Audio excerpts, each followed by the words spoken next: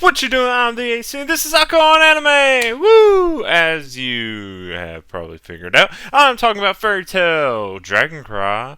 As you also probably figured out, I'm doing it alone. But you may also be wondering, why am I talking about this film that came out so long ago? Anime standards, at least now, it seems really old. Still seems fresh in my mind, but of course, like normally, there's reasons. I have my reasons for it. I'll get to that later, and whatever. But this is alcohol anime, like I say every time, like the title of the podcast says. So I have to get to the alcohol first. Oh, and well, here's the thing about that. I tried so hard to think of like dragon themed drinks. Since I decided to stop looking up drinks and try to be creative and original on my own, I was like, ooh, let's think of something new. What kind of drink, alcohol, liquor, blah blah blah fits a dragon? And I was like, well, there's dragons all over the world, so it shouldn't be that hard. I could pick any kind of dragon. Of course, fairy tale dragons are based more off like European-esque dragons, what people think of like that. So I guess it has to be something like that. And I was like, well, I don't know. I saw some mead at one point in my life that was dragon themed. I was like, of course, I don't remember which mead that was exactly. I was like, I don't really feel like mead. I was like, okay, well, let's think about the title, Dragon Cry. I was like, oh, cry. And it's like, oh, like boo hoo hoo hoo, crying like a tear. I was like, oh, okay, well, dragon tear. What could that be? Thinking. I was like, and then at some point I was like, dang, it probably doesn't mean cry as in boo hoo hoo, but cry is like crying out, like a cry for help, like a roar almost. I was like, well, that kind of ruins that. Spoiler alert for later. I was both wrong and then eventually right, because that's not what the dragon cry is at all. Anyways, completely. I don't know. I was so stumped. I was like, okay, well, let's look at this something different. What's an alcohol that has the most bite to me? And I was like, well, tequila, to me at least, has the most bite of liquors normally. And I was like, okay. And tequila drinks, and like, well, there's margarita. I was like, and then sticking back to the cry, I was like, okay, well, a teardrop, like crying. I was like, well, how don't I just get like a margarita, fancy a margarita up or something? How do I change a margarita and then put it into like a teardropper? I don't think I'll do a little dropper, and just like take drops of it. And I keep thinking of fire, but not all dragons, at least in this, are fire. But I keep thinking Nazi because, of course, this features around. I was like, hey, spicy. But then I was Nazi was like fireball. Well, one I already done stuff for fireball, but I was like, well, what if I did a fireball margarita with some or fireball margarita or like jalapeno margarita? I've had jalapeno margaritas before, but it is tempting to think, what if you add a splash of fireball in there? So fireball fireball jalapeno margarita, and then you just take drops of it, like teardrops. Aw. Of course, I'm not going to sit and watch a whole movie like that, but I was like, if it's like what's for one of my shorts or whatever, that would have been something funny to do. Maybe I will still do that eventually. Might as well. No, it's something dumb. But yeah, so I'll just still drink out of a glass because though I could do the teardrop thing, that is just annoying. So yeah, that I couldn't. I don't know what kind. I was thinking like something maybe. I don't know, something strong for sure because it's dragon, but like something with strong flavors. That's still most alcohol, but something like earthy or like I don't know if I'll say pungent. Like Jaeger comes to mind, like something like that kind of flavor. I've had some stuff like that. Hang on, what's this bottle?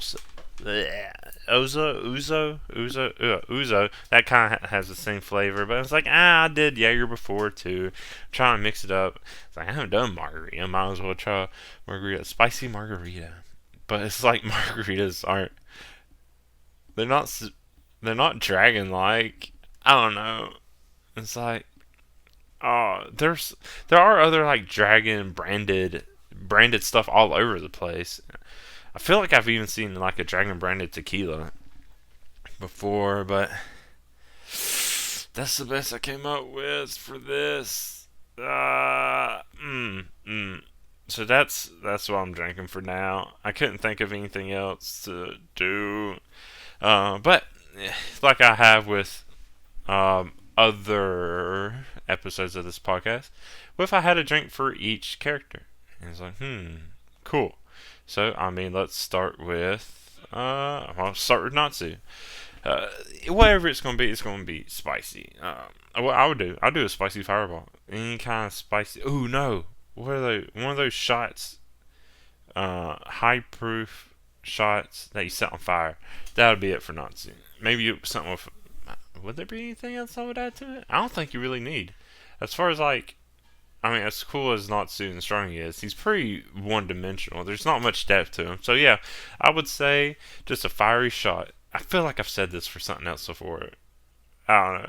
I mean, it is anime. All the characters are usually based off of tropes that could any character could fit into really, or you could fit into all characters into the anime tropes I already set up. But let's see, Natsu. Thinking of just the there's of course the main group, and then a few more others that join. But Natsu, Gray. Gray would definitely have to be something frozen. A frozen margarita. Frozen blue. Well, no, I guess a gray. What gray drinks are there? He's named after a color. Huh. But whatever. A frozen drink. Something not very colorful. Uh, but naked. It has to be naked. I feel like you should drink it naked. And you also should drink it naked, frozen, and with two hands. Because his ice magic is with two hands. So it should be a big glass or something? I don't know. Let's see. Then Erza. Something sharp. Ooh, what's the sharp? Metallic. No, I can't do metallic-y because Jill is also here. I am not good at this. I wish I had someone else.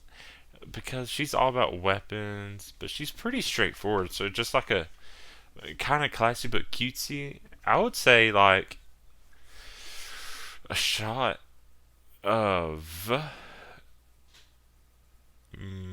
even a shot, but they aren't in this movie. I was gonna say the ones with guns, but let's see, something sharp. Cheese. Nope, can't do cheese. That is sharp though. All about something strong, but it's definitely something strong, but a little cutesy because she does have her feminine sides. Anyway, let's move on. Wendy. Wendy, itty bitty, something tiny, something very light, airy, honest, and something that makes you feel good. Probably, you know what? She's tiny. I probably wouldn't even do anything. If I had a drink and it's for Wendy, it wouldn't even be alcoholic, even though it should be.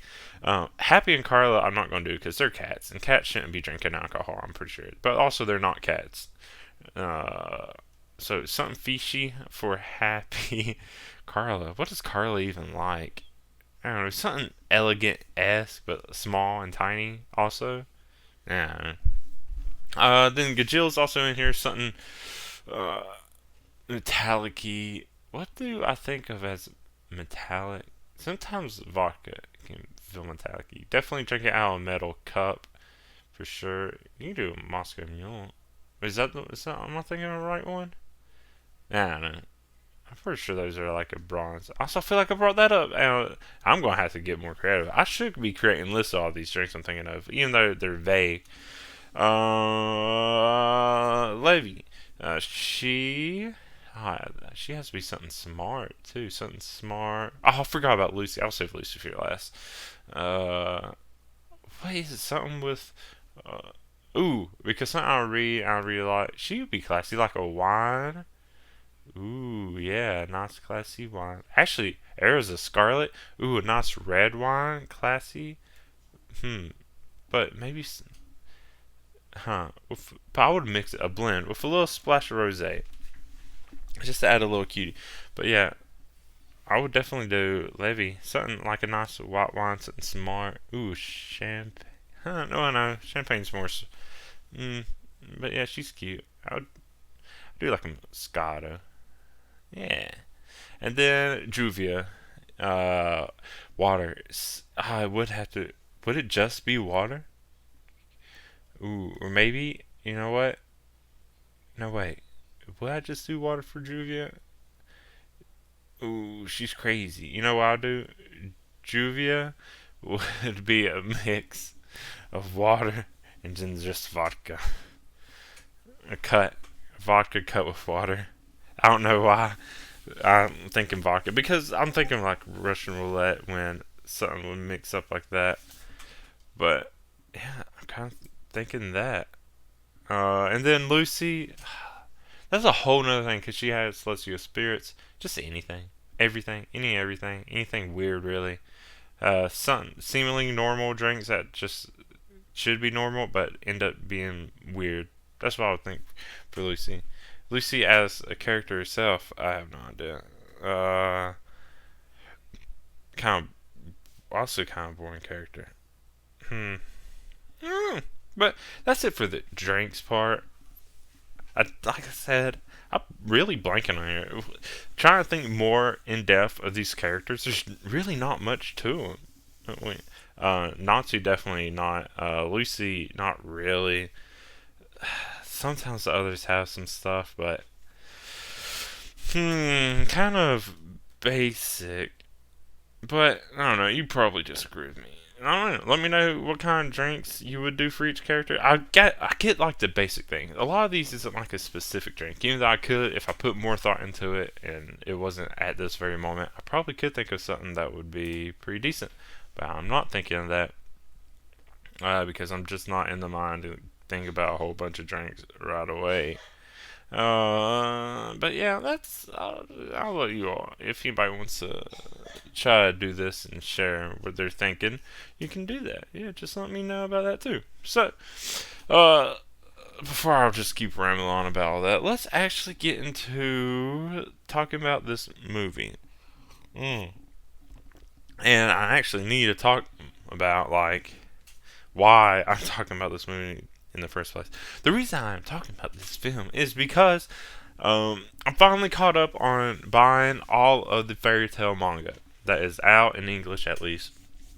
That includes the main fairy tale series, what has been released of Fairy Tale 100 Years Quest, and all the side stories, which I'm not going to name because there are actually quite a bit. I'm looking at all of them. But the last one I needed was the last volume of Fairy Girls. This series I'll save for last because it just looks the dumbest. Even though I really like the fairy tale series, but yeah, there's so many. I didn't think I would ever actually get all of them because for some reason it's either hard to find a lot of them or they were just super expensive. So I kept just waiting till they all were low enough or reasonably priced. And I did it. Figured it. I waited. I was patient. They all finally dropped enough. Zero was crazy for a while, and then Fairy Girls was crazy for a while. The rest was whatever. Or I was just finding wherever. And then the latest volume of 100 Years Quest came out, which was volume. I got it right here. Volume 11. That came out not too long ago, but also longer than it should have been putting this off. So then I was like, well, I've had this movie saved on my Crunchyroll queue for a while. And like Dragon Cry is the last fairy tale piece of content that I need to get or need to consume, need to watch. It's like, hey, it's a film. I have a film podcast, and I might as well go ahead and do it. Make it part. I mean, do an episode on it. Why not? It'll be good. It'll be cool. Sure. And, well, it's not a bad movie, but I will say I felt a little let down. If I would have saw this when it came out, I'm sure I would have thought it was awesome. But, it was okay. It was fine. It was. I consumed enough fairy tale content. Like, by now, this wasn't anything new. It was like, oh. Okay, just more of the same, and I'll get to it step by step. There's a lot I can say every single thing that happens in here, but there's not much to say about it because a lot of it is so quick and really to the point. But it's not even a long movie. I'm getting informative for a wee bit. Uh, the movie's only an hour and 25 minutes long. Not long, not even an hour and a half. And this is like, this was typical of films back in 2017, which was the year this film came out in Japan originally, was May 6, 2017. It finally came on Crunchyroll on October 6, 2022. Uh, and yeah, so this was typical length of films, and now I'm getting more used to some films are starting to be longer, and I'm liking it. If I haven't said this every single episode, I'm sure I've thought it. I don't think any film should be less than 2 hours. I'm all for 3 hour films. Enough said. Oh, also mentioning these dates, I forgot to mention this is the first episode for 2023. Yay, me! I should have been more excited. I forgot about it. I forgot to mention that at the beginning. Yeah, first one of 2023, and yeah, that's cool. I don't know where I'm going with that. But yeah, finally got around to watching this film. It's okay. I can say very briefly everything that happens in just a little recap. Not much to speculate, of course, because it's an older film, so it's not like I'm going to use any of this to predict anything that will happen. Trying to place the film. When I was looking up more of the, date stuff when it came out, I did notice that this film apparently comes out, or apparently takes place a year after the first film. And I know I watched the first film. I completely forgot everything that happened in the first film. And to me, it feels like this has nothing to do with the first film. But apparently, it is a sequel to that one. And that's boggling. Yeah, I see how it fits in as a fairy tale film. Don't know what it has to do with the first one. I must have completely forgot about it. I don't even remember how long it's been since I watched the first movie. Probably a long, long, long time. Definitely before this film came out, and this is now almost 6 years old. So wait, it's been over 6 years. I remember when this film came out. It seemed like I remember it having a lot of hype, but because it was like not long after Your Name came out, and I'm pretty sure. Is there a Sword Art movie that also came out around this time? And then like Is There Only Tropical Girls movie came out not long ago.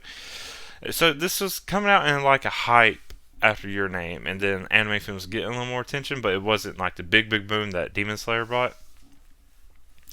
So I was all excited for this. I just forgot about it, and then now that it was on Crunchyroll, this was my chance. Still took me a while to get around to it, but here I am. So let's actually talk about what happens in this. Like I said, there's not much to like speculate or get really big into, but I mean the main fairy tale anime's done. They're supposed to be doing a anime for 100 Years Quest that I keep seeing, but I haven't seen anything official about it yet. So I don't know when that's actually going to happen. Come out. I'm looking forward to it though. It's been pretty decent, but oh well. So this film starts off with a flashback of Natsu with Igno. It was cute, whatever, and then it's him being found by Makarov. And that was a nice little flashback, and that's it. And then these little flashback never really brought up again. Like there's almost no importance to it. It doesn't even really give any background to Natsu's character. It's kind of just a nice little scene to see. Like, but if you didn't know what's happened already, you wouldn't know. I completely forgot where I was going earlier. This takes place sometime after the time skip, like the 1 year time skip or whatever, after the Tartarus fight, but before they actually confront Zareth and before they ever go to Ishgard. But remember the manga correctly, because even though I haven't actually read all the manga yet, but I did just get past that time skip, and where after they are now just starting Ishgar's attack on the Fairy Tail Guild. I don't know how they had any time, talking about like taking place and taking the time for this movie to happen. But it definitely is when it takes place. So that was weird. I don't know. And it references that stuff at the end, and I'll talk about that more later. But yeah, there's that weird little flashback. Then it cuts to Natsu fighting a giant bird thing. I was like, okay, that's something. And he's like imprisoned in like a block, and then he finally gets out and fights some bird. I was like, oh, okay, this must have been like some quest he just went on or something, just to be like, here's Natsu, this is what he's doing now. But then it cuts again, like that had no real importance. It cuts again to some man and woman out in some icy area. It was icy, right? Yeah. And confronting someone needing something. And he can use magic. I'm assuming it's magic that can turn people on against each other. I don't know if he actually controls them. I don't think he controls them, but I do think it just makes people turn on each other because it doesn't really seem like he does control them. The whole time he ever uses it, it's just to turn people on each other. So that might be the extent of it. And then cut again. A lot of cuts. All this stuff happens really, really fast. I'm not kidding. It's only an hour and 25. They were trying to cram as much as they could, so everything happens pretty quick. And I don't know. I felt like they didn't need. They should just made the movie longer and let some of this stuff have time to breathe. Anyways, so the main group, Natsu, Gray, Lucy, Wendy, and Erza, are on apparently some other quest to go. But it cuts to Juvia, Gajil, and Levy. And Levy's asking Gajil if he wants to go with her on some other quest, which I don't think it ever actually says what that quest is. It's just these three end up coincidentally in the same place that the other main group on, which is also a fairy tale thing that happens all the time. Well, not all the time, but it definitely happens more than you think it would. But and then like a funny kind of silly scene, and also different, is Julia imagines herself with others and being like scandalous and whatever, because that's what she always imagines Gray doing. And this was just, to try and make Gray jealous, even though he's not there. But then she's like, she can't do it because she can never do that with Gray. I was like, okay, well that was a different scene to see. I was like, oh, that's something. It was also kind of weird, but whatever. Now we finally cut to like what the main group is doing, what their quest is. They had to go to Crocus, the city with the magic games or whatever, with the other dragon graveyard. And they had to go and retrieve the dragon cry from, did I mention his name? Zash Kane, who could turn people on each other. And it turns out the dragon cry, which is where I was wrong both times, it's actually a staff that was found in the dragon graveyard. I was like, oh, well that's weird. Okay, I guess I was expecting it to be some kind of like jewel or something, maybe something like that, a pendant, anything like that. No, it's a staff. I was like, okay, yeah, that's it. So they had to go to the kingdom of Stella, and they played the part of like employees at one of his favorite bars in order to get like a key ring thing so that they can get it. And then all this goes pretty easily. Lucy's like a dancer on stage. Erza's like a waitress, dancer, manager kind of role. Huh? What's she doing? I don't know. Gray's a waiter of sorts. But then that leaves Wendy and Natsu doing whatever. So they steal that key. They get Happy and Carly to deliver it to Natsu and Wendy. Everything's going fine. But then, after finding the dragon cry really quick, it turns out it's trapped. Then it ends up turning into chasing a little bit, where they're passing stuff along. It's okay, but it's so quick and like kind of tame that all the cool stuff they could have done with it kind of didn't matter that much. And then of course Zash is able to stop him, not trap him, but he figured out what was going on pretty quick and tries fighting them. He is able to control all the people surrounding them right away, and Lucy even figures that out really quickly too. It's like, oh, okay, that's a part I actually appreciate because normally he's like, oh, what's happening? We don't know what blah blah blah blah. But Lucy pretty much is like, oh, you turned all these people.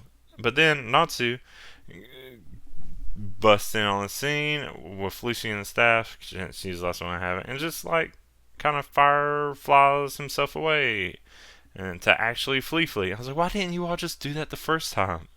What was this whole chase about if you could just grabbed it and go? And that ends the chase scene for a little bit. It's like, okay, that's cool. And it's like, if it would actually been a really, really cool chase scene, then it would have paid off. But then it's like, after seeing that, I was like, well, what was the point of this whole thing? Why didn't you just do this from the start? Instead, it was just like, la la la la la, here, pass the staff to each other, make sure everyone gets it for some reason, even though there really was no reason for any of them to pass it ever. Maybe Wendy at first, because she is still kind of one of the weaker ones, but really, you let Lucy have it at the end. I don't know. It was weird. It was. I don't know. But the others are just kind of like shooting a bunch of arrows and stuff, and they keep running into places that kind of gets them surrounded or whatever. So, but really, there was no need to keep passing the staff so much. It's just one of those things like, oh, it would be cool if they all have it at some point. It's like, yeah, well, okay, if you say so. Anyways, aside from that, turns out there's a bigger bad than just Ash, and his name is King Animus, who wants the staff for whatever reason. Okay. Then cut back to them again. They're just kind of like camping out, doing whatever, trying to figure out what their next move is, I guess. And then they're ambushed again, easily beaten down by these people called the Three Stars. And then the woman who was you originally see was Zash in the beginning.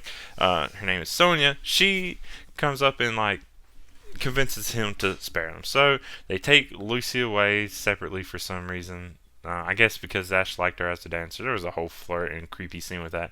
And then I guess everyone else gets locked up and taken away.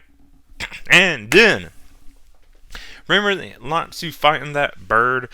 Well, it cuts back to that. Apparently, everything I just said up until that point, from when I first mentioned the bird until now, all that was a flashback because now they're back to right after Natsu beats the birds. This is when the real film starts. All that was a flashback. Weird, I know. It was. This movie's weird. Like, it was fine, but I don't feel like me talking about it like this is doing it any justice. Also, I'm probably just not. This is a problem with drinking a lot and then trying to do a podcast and stuff. Because you're just like, there's no real filter or censor or whatever. And I was like, I just really liked Fairy Tail, and this movie, I don't feel like did it as much justice. It had some cool moments, but it could have been better. But that's also hindsight. This movie's nearly 6 years old. So he's like, oh, okay, well, they're finally separated, and this is when the movie's going to really stop, and everything's going to actually kind of build, and they're going to take their time to really. They rush everything else because they were just trying to get up to this point. Nope. Lucy was taken away. They find Lucy immediately. Sonya helps him escape. Apparently, she has like some kind of tracking magic. It's like, okay, what's the point? I don't know. They don't take any time with anything. But Sonya does eventually tell him the reason that they need this staff, the antagonistic group, is to like prevent the destruction of the kingdom, and which to do it they need this staff to get rid of all this stellanium, which is like their main source of revenue. Is like this really high, I don't know, it doesn't really go into what this selenium really is. I assume the Three Stars were using it in their weapons, and that's why it kind of like so strong. Three Stars, kind of forgettable. I didn't really mention them. One was like this rabbit woman who was really strong. I get to him because they're about to fight him again. This other person who like uses these two dolls to shoot big blasts out, and then another person who like floats around on a rock pillow kind of disc. Blah blah blah. Kind of weird. Anyways, so they do that. Then the two fairy tale groups finally unite, and to beat the Three Stars, like I just mentioned, they come back. Yes, it's that quick. They really do come back that quick. and it ends up being with Wendy and Carla. Also, this is how early it is with them reuniting. Because in the very beginning, I didn't even mention this, but I'm saying it now. They run into Wendy. I think like Lucy and Nazi run Wendy's like, oh hey, like as if it's been a while whenever they meet again. But I was like, at this point they would have already met again and been reunited, so it was weird. But also happy as surprised to see that Carla has like a human-esque form now. So yeah, Wendy, Carla fighting the like floaty guy that does whatever. Uh, Gray is joining up with um, Juvia to fight the doll person. And then Erza is attacking the rabbit woman. What the fuck were Jill and Levy doing? Maybe just fighting other random people. What were they doing? What was Lucy? Lucy, I think, got taken away again or went. She found some like prisoners or whatever to help release. I don't know. And then Natsu went to go find the dragon cry again. Yep. Yep. I think that was it. But this actually is the longer part of it. This fight, and it's pretty much this all builds into a big fight because from here on out they're fighting for the rest of the time. But while Lucy is releasing the prisoners, turns out they figured out how to beat Zash or keep Zash from controlling him. Just wear glasses, like sunglasses. That's it. That's all it takes. It's that easy. It's like it's so fucking anticlimactic. But Zash does have a cool big red dog that he takes and rides out of there. Anyways, Natsu finally catches up and finds the dragon cry. Sonya has it. Turns out Animus was a dragon soul inside of Sonya. He wants the staff to like free himself and become powerful. Then Zash shows up, able to get it. Zash just wants it to get revenge on Fiore. And Fiore, yeah, where he was. I don't think I gave his backstory. I don't think it matters. He was like, he was someone important, then turned traitorous. Nah. And then escaped to this, yeah, escaped to the Kingdom of Stella, blah, blah, blah. Yeah, Animus is able, with the brief time he has the staff, is able to actually become dragon again. But then this doesn't stop Zash. I'm assuming with the help of the staff, is able to turn Animus and make him go berserk. He's like, oh, I feel free to blah blah blah. But yeah, this leaves Zash without his little red doggy. So he just leaves it to do whatever it does. And Red Happy, I completely forget how he turns red. I think there's like some kind of little machine or whatever it turned him red at some point. And like Happy being scared, but wanting to be tough, shoots some fire out and beats the dog. And this is a callback to the very beginning too. Just a little quick thing where Happy was being chased by a little itty bitty dog. Natsu looks at it and runs away scared. That was it. It was just a little callback to that. It's like, oh look, character growth. Is it though? Is it? It wasn't really much. Not really much happened. Oh, I'm trying not to be cynical. So yeah, it turns out Zash also has like these Quartum soldiers. They bust out through the city. They call them like the same as 4th gen Dragon Slayers. They're made from just Dragon Lacrima. I forget exactly what 4th gen was. I know 1st gen is like Natsu, Wendy, Jill. 2nd gen is like Luxus, and Cobra, where they have their lacrimas in them. 3rd gen was both like Sting and Rogue. I forget what 4th gen was. Maybe it wasn't meant to be here. 4th gen. What was 4th gen? I don't know. I know in 100 Years Quest there's another gen. I can't remember if that was 4th or 5th, where they get their powers from like eating dragons. So maybe this is just another weird thing where they're just not completely, or maybe I'm mixing stuff up. Who knows? But yeah, so this is what everyone's fighting now that they beat the 3 stars. They're not nothing like super strong, but they are long. They literally burst out throughout the city. So Zash, I guess from using the power of the staff or whatever, he just gets consumed, and that's it. You don't really see him again unless I blink and he pops back up again. He's just boom, consumed by it. This gives Animus control again, and now it's just Natsu and Animus fighting. what happened to Ash? I must have missed something. I don't know. I watched the film, but stuff just happened so quick and it just didn't seem to matter as much. But I don't remember him ever coming back. But yeah, Animus beats Natsu uh, and eats staff. I'm pretty sure he stabs through Natsu or something with a claw. Anyways, but then Natsu, of course, recovers. Natsu then beats Animus and takes on like his which side was it? Left, right side. I think it was his left side. It looks like dragon-like appearance. The one that doesn't have the bandages on his arm. That side becomes dragon-like in appearance, but it's only like an illusion. Or like, what's he seeing? He's not actually. He doesn't actually turn into a dragon. But and then he beats him. That's it. Yeah, ends up beating him. Hmm. Yeah, that's it.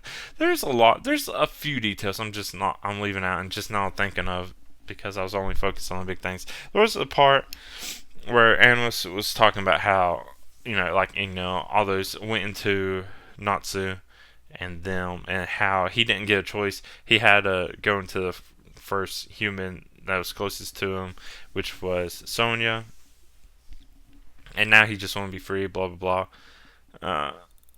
But yeah, there's little details. But the fight's over, everything's win. Sonya ends up destroying the staff just by hitting it on a rock. And it just crumbles. It's so easy. I don't know how that thing wasn't broke already. She destroys it so easily. But anyways, after this, Animus disappears. And Sonya makes this statement. It's like, I never thought I'll see a dragon cry. I was like, I was right. I was right the first time. This is like this is what Dragon Cry was referring to, or was it? I don't know. Dragon Cry. So is this initial Dragon Cry? No, it must have just been. The Dragon Cry definitely refers to the staff, but they just threw in this. Oh, see a dragon cry, and it's like I was right. I was right the first time. I was kind of right. I was wrong, and then I was right eventually. By the end, I was. But and then that's it for the main movie, I guess. Then there's little scenes throughout the credits, mainly about like rebuilding. I think even the 3 stars are doing better. There's a part where they go back to see the King of Crocus, and Happy accidentally spits fire on him. Just little silly scenes like that. Not like full scenes, but more like quick little thing happening in a picture. It's like credit stuff. That's cool. Not much else to say about the main movie, but then, like in classic Marvel fashion, this isn't Marvel, of course, but they do have an after credit scene, and this is where stuff I said earlier is confirmed. So there's 2 kind of things that happens. I didn't even say. I think when the Dragon Cross, it was either when the Dragon Cross destroyed or when Animus disappears, something along those lines. I think when the staff destroyed, a ribbon, which wouldn't make sense if it was staff. It should have been when Animus disappears. Whatever. A ribbon floats through the air, then credits. And then we come to the scene where a ribbon floats over to Acnologia. And I was like, oh, it's him. And it's like, and then you get to see a flashback of when, these 3 dragons, including Animus, were about to eat a little baby girl, not baby, but like a little toddler, and which was Sonya. Sonya was pretty much almost dead, and then Agnologia comes up and is like, blah blah blah. I'm just gonna kill these dragons because he's Agnologia, but he seems like more humane or whatever. Like he only really hates dragons, even though later it seems like Agnologia just wants to destroy everything. Maybe I'm misremembering that too. But I guess he kills the other 2 fine, but he doesn't finish. He doesn't. I guess he doesn't realize he didn't finish off Animus.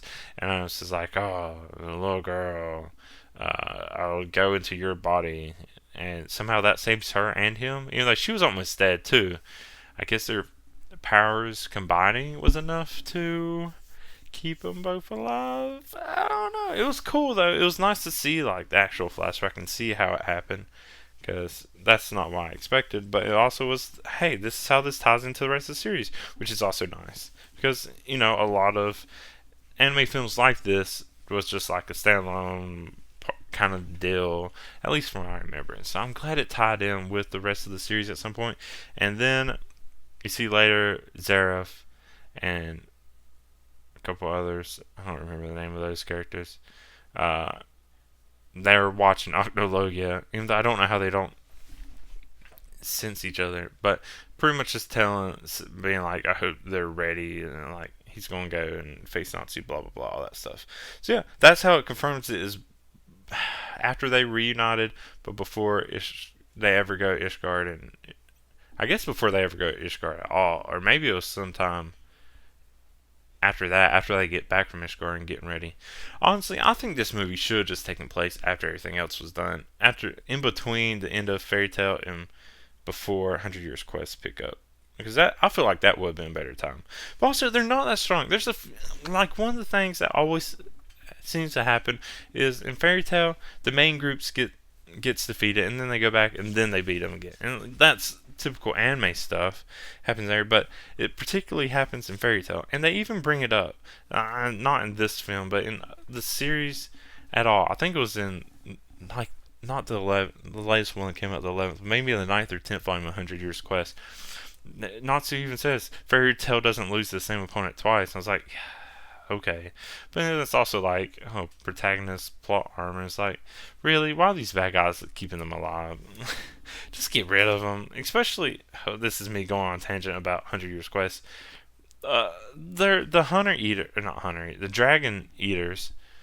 They take them hostage long enough for them to escape, and then come back and beat them, or beat them while escaping, and then beat them again from then on.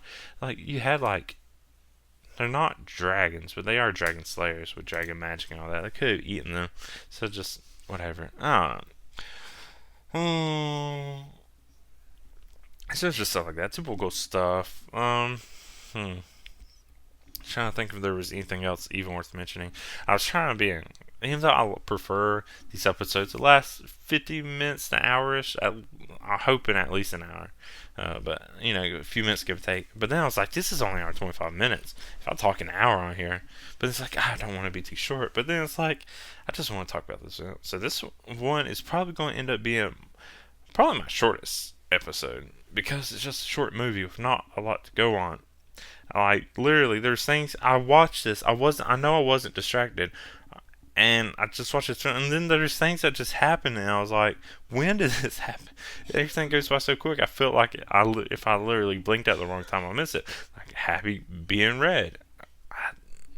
I don't know. But, and there's just so many other little things. And there wasn't any, like, huge fight moments, I guess, with Natsu and Animus at the end. That was kind of cool. But like I said, I was a little bit disappointed in, like, what was going on in this. Let's see what else. Animation, it's Fairy Tail anime. It was fine. I'm fine with it. Characters look as cool as ever. Music, I don't really remember anything special about music. I'm sure it was fine. It wasn't bad. If it was bad, I'm sure I would figure that out. But yeah, that's just my reason for doing this episode of the podcast anyways. Also, I'll just wait for other new things to come out. There are plenty of other things I could have done, but I wanted to celebrate me finally getting the last of the Fairy Tail manga in English, and now all I have to do is wait for the new series of Fairy Tail, or new volumes of Fairy Tail 100 Years Quest to come out. Maybe I should do a short of this, just to do that drink with a drop, because I was right. I was pretty stoked that it had a cry, like actual boo-hoo cry, whatever. I will say that there's a part where Sonya seemed to know, like, Animus was in her, but also didn't, because someone talks about how Animus was such a good king for a while, but also, king of what? Who was he? How did they become royalty of this kingdom? How did they get in charge of it? Because I don't think it ever said she was a princess. But it's like, also, she wasn't even a king anyways. Animus was. And he talks about how he was such a good king and all that stuff. Some of this stuff just doesn't make sense. I don't know what was going on with it. And then, of course, the whole thing with Zash. I don't know where Zash went. He must have appeared anywhere. I don't know. I just don't know.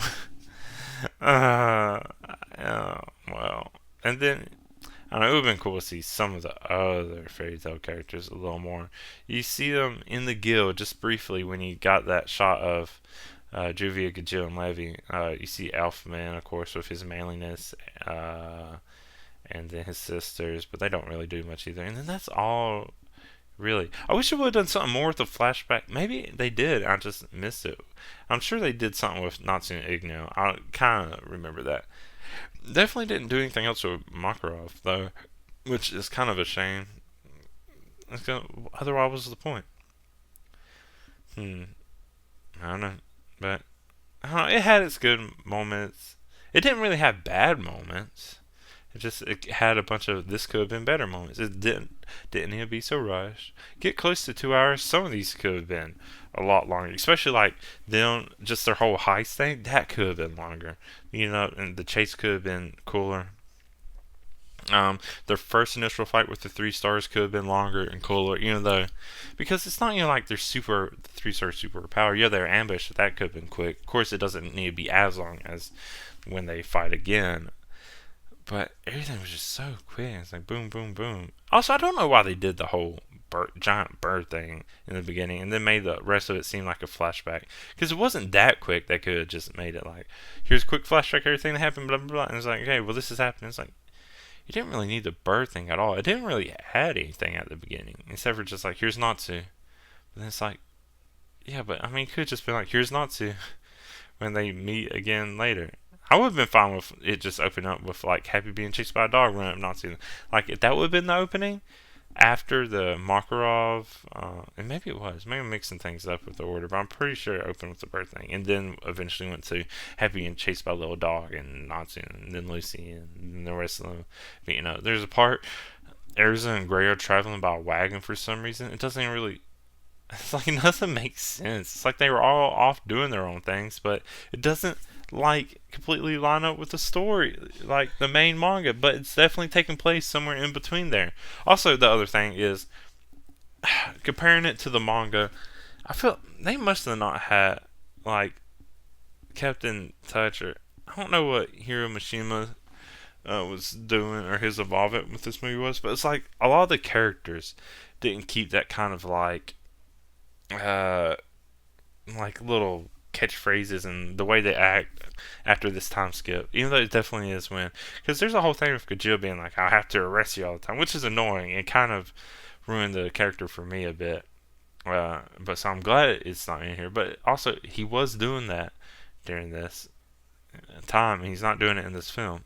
There was a part where after they get to like Stella, Gajil is on stage playing his guitar. That's always one of my favorite gags with him.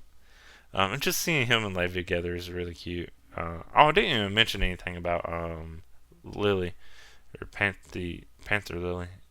He was there. He was cool. He was fine. Really didn't do much though. Huh? That's a shame. He's pretty cool. But yeah, that's the film. And unless I just want to keep rambling, I mean, there's just little things you can just keep picking out. It's like, oh, this is kind of cool. This is fine. Lucy really doesn't do anything much. Of course, she has her celestial spirits, and they do a little bit of fighting, but not much is going on. You don't, aside from the credits scenes and showing that they're rebuilding and whatnot, you don't really see much of what happens to the Kingdom of Stella ever either. I guess Sonia's in charge, and she's going to be queen of it. I don't know. Zash, the main advisor, is gone. Kingdom was a dragon inside Sonia. I guess everyone saw Sonia as the queen anyways, because it was her body that was leading everything. Even Zash knew it was 2 people inside. I'll say people. A dragon and a person inside of one human, that human being Sonia's body. So I guess everyone else would have thought Sonia was the queen anyways. Maybe that doesn't matter. But it still raises a question. How should she be queen? I don't know. But yeah, so that leads into Ishgard invading, or the whole final thing with Zareth, and eventually the end of the series. But Yeah, I don't think. Of course, I mean it's been years, so of course I don't think any of this is going to come back later. I don't remember any of this mattering in the rest of the series, anyways. But still, I want to talk about it for all those reasons I said. Why? But in an effort to stop rambling about little things, I'm sure there's a bunch of little things I could keep mentioning. Um, I'm just going to move on and say that is it for me talking about Fairy Tale Dragon Cry. Let me know what you thought. If you have ideas for drinks based off characters or dragons or the Dragon Cry, any of the three picks, Tear, Shao, Staff, whatever that is, go ahead and let me know. And you can do that, depending on where you're listening. Either comments, you can email me at dacstories@gmail.com. But yeah, wherever you're listening to this, go ahead. Hey, like it if you can, favorite, whatever you're going to do. Rate it. Give it some good ratings because those matter at some point for some reason. I don't know. But if you want to find more of me, you can also find me on social medias at the AC Stories on everything pretty much at this point: Twitter, Facebook, Instagram, Tumblr. That's a newer one for me. And then also, I have a Discord you can join and be a part of. Come and talk about all kinds of stuff. Literally, just all kinds of stuff. Even though this is, alcohol, anime, manga based, I'll talk about so much stuff. My Discord it's weird. A small community for now, but of course it'd be cool if it can build up. But that is it for me and this episode of Alcohol and Anime. Until next time, wherever that next time is going to be, something cooler, better, longer. I am DAC. Bye.